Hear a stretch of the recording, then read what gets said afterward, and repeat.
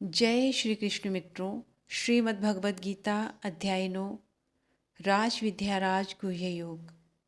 श्री भगवान कहते हैं, हे अर्जुन, तुझ दोष दृष्टि रहित भक्त के लिए इस परम गोपनीय विज्ञान सहित ज्ञान को पुनः भली भांति कहता हूँ, जिसको जानकर तुम इस दुख रूपी संसार से मुक्त हो जाओगे।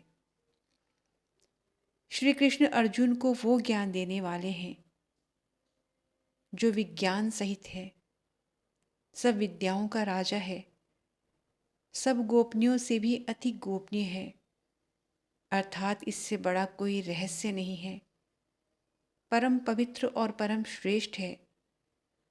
यह ज्ञान धर्म के अनुसार सुखपूर्वक कर्तव्य कर्म करने पर अविनाशी परमात्मा का प्रत्यक्ष अनुभव कराने वाला है। हे परंतप, इस धर्म के प्रति श्रद्धा न रखने वाले मनुष्य मुझे कभी प्राप्त नहीं कर पाते और जन्म मृत्यु रूपी मार्ग से इस संसार में आते जाते रहते हैं। मेरे ही कारण यह सारा संसार दिखाई देता है और मैं ही इस संपूर्ण जगत में अदृश्य शक्ति रूप में सभी जगह विद्यमान हूँ। सभी प्राणी मुझ में ही स्थित हैं, परंतु मैं उनमें स्थित नहीं हूँ।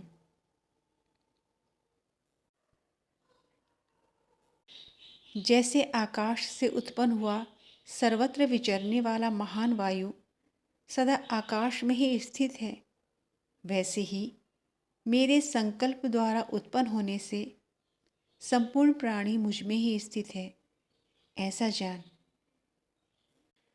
हे अर्जुन, कल्पों के अंत में सब प्राणी मेरी प्रकृति को प्राप्त होते हैं, अर्थात प्रकृति में लीन हो जाते हैं, और कल्पों के आदि में मैं उनको फिर से रचता हूँ। श्री कृष्ण इसे अपना कर्म बताते हैं और कहते हैं, मैं इस कर्म को बिना किसी भेदभाव के करता हूँ और इससे स्वयं को बिल्कुल भी नहीं बांधता, बल्कि इसे अपना कर्तव्य मानता हूँ। आगे श्री कृष्ण कहते हैं, 84 लाख योनियों में सभी प्राणी अपनी इच्छा शक्ति के कारण बार बार मेरी इच्छा शक्ति से विलीन और उत्पन्न होते रहते हैं। यह सभी पूर्ण रूप से स्वतः ही मेरी इच्छा शक्ति के अधीन होते हैं। हे धनंजय, यह सभी कर्म मुझे बांध नहीं पाते हैं, क्योंकि मैं उन कार्यों में बिना किसी फल की इच्छा से उदासीन भाव में स्थित रहता हूँ। हे कुंती पुत्र, मेरी अध्यक्षता में मेरी भौतिक प्रकृति सभी चर तथा अचर जीव उत्पन्न और विनष्ट करती रहती है, और इसी कारण से यह संसार परिवर्तनशील है।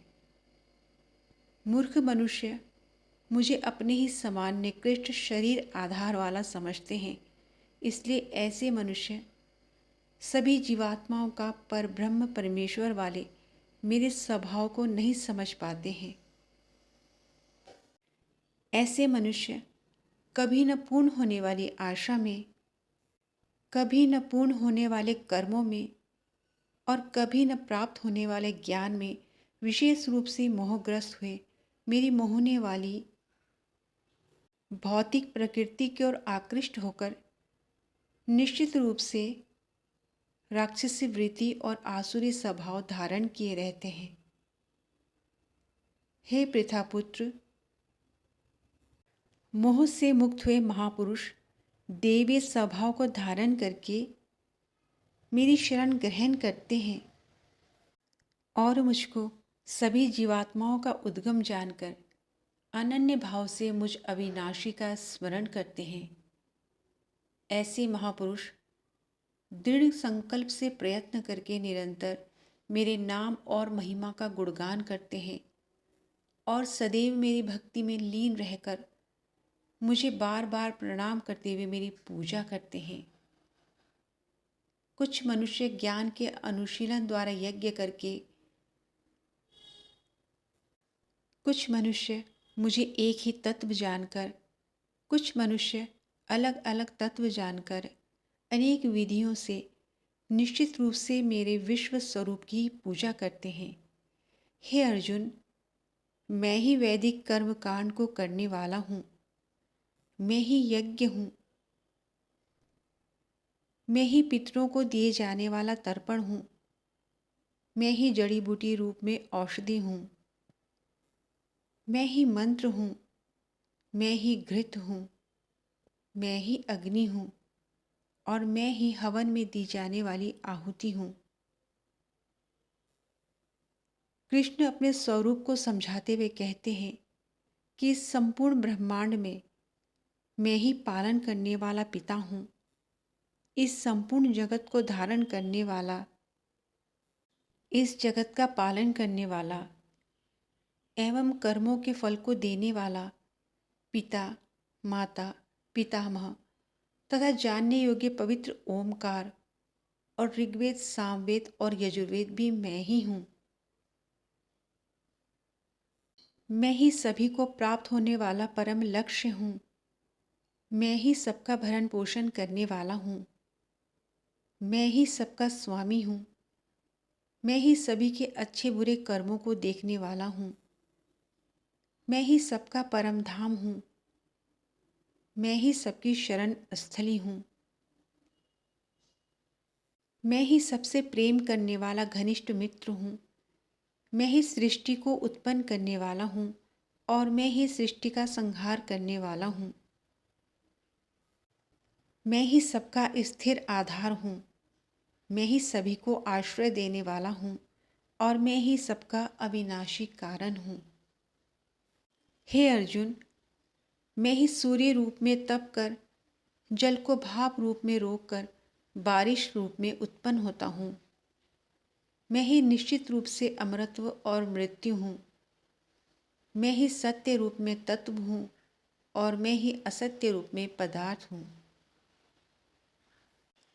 तीनों वेदों के ज्ञाता तथा वेदों के अनुसार सकाम कर्म करने वाले, सोमपान करने वाले एवं पापों से पवित्र हुए जो मनुष्य मुझे यज्ञों द्वारा पूजकर स्वर्ग प्राप्ति चाहते हैं, वे मनुष्य अपने पुण्यों के फल रूप इंद्रलोक को प्राप्त कर स्वर्ग में दिव्य देवताओं वाले सुखों को भोगते हैं। वे जीवात्मा उस विशाल स्वर्ग लोक के सुखों का भोग करके पुण्य फलों के समाप्त होने पर इस मृत्यु लोक में पुनः जन्म लेते हैं। इस प्रकार तीनों वेदों के सिद्धांतों का पालन करके सांसारिक सुख की कामना करने वाले मनुष्य बार बार जन्म और मृत्यु को प्राप्त होते रहते हैं। जो मनुष्य मुझे अपना एकमात्र लक्ष्य मानकर अनन्य भाव से मेरा ही स्मरण करते हुए अपने कर्तव्य का भली भांति निर्वाह करते हुए मेरी पूजा करते हैं तथा जो सदैव मेरी भक्ति में लीन रहते हैं, उस मनुष्य की सभी आवश्यकताएं और सुरक्षा की जिम्मेदारी मैं स्वयं निभाता हूँ। हे कुंती पुत्र, जो भी मनुष्य श्रद्धापूर्वक भक्ति भाव से अन्य देवी देवताओं की पूजा करते हैं, वह भी निश्चित रूप से मेरी ही पूजा करते हैं, किंतु उनका वह पूजा करना अज्ञानतापूर्ण व त्रुटिपूर्ण होता है और मेरी प्राप्ति की विधि से सर्वथा अलग है। मैं ही निश्चित रूप से समस्त यज्ञों का भोग करने वाला हूँ और मैं ही सबका स्वामी हूँ, परंतु यह मनुष्य मेरे वास्तविक स्वरूप को नहीं जान पाते और अपनी कामनाओं के कारण पुनर्जन्म को प्राप्त होते हैं। जो मनुष्य देवताओं की पूजा करते हैं, वह देवताओं को प्राप्त होते हैं, और जो अपने पूर्वजों की पूजा करते हैं, वह अपने पूर्वजों को प्राप्त होते हैं, तथा जो जीवित मनुष्यों की पूजा करते हैं, वह उन मनुष्यों के कुल में जन्म लेते हैं। परंतु जो मनुष्य मेरी पूजा करते हैं, वह मुझे ही प्राप्त होते हैं।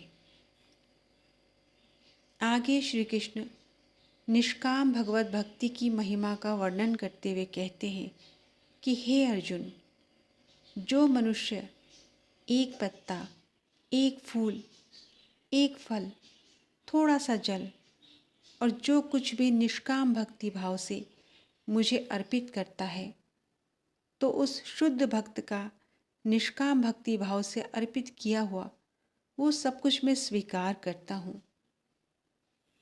हे कुंती पुत्र, तू जो भी कर्म करता है, जो भी भोजन ग्रहण करता है, जो भी हवन आदि करता है, जो भी दान व तप करता है, वह सभी मुझे समर्पित करते हुए कर।